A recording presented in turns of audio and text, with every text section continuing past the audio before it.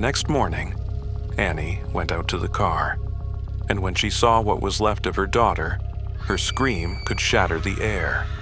The grief hit the family like a tidal wave, but it didn't pull them together, it tore them apart.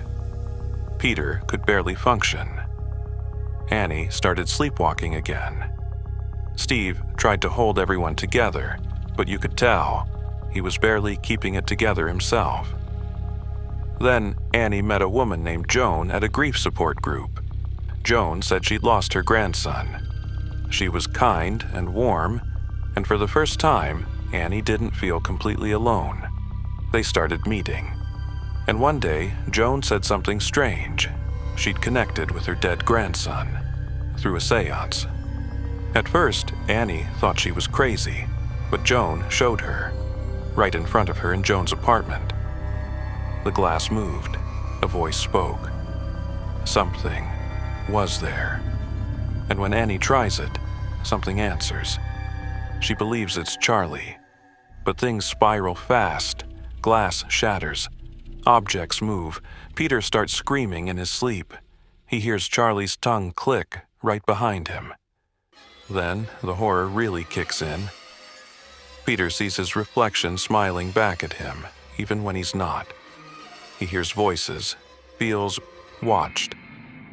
One day, Peter was in class. He raised his hand to speak, but suddenly his face twisted, his body locked. He slammed his head into the desk so hard it broke his nose. That wasn't him. Something had taken over. Steve had to come pick him up. Peter, dazed, bruised, broken, sat in the passenger seat, his nose cracked, his eyes hollow. Steve said nothing on the drive, just drove. Quiet, number. And Annie? She finds her daughter's headless body in the attic, arranged in a ritual.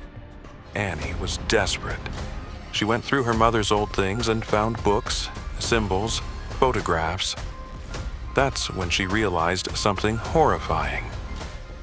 Joan and her mother had known each other.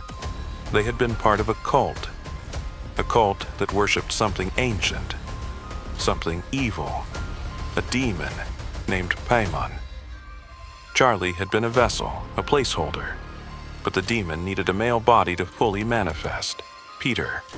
That's who they were after now. When they got home, Annie saw her son.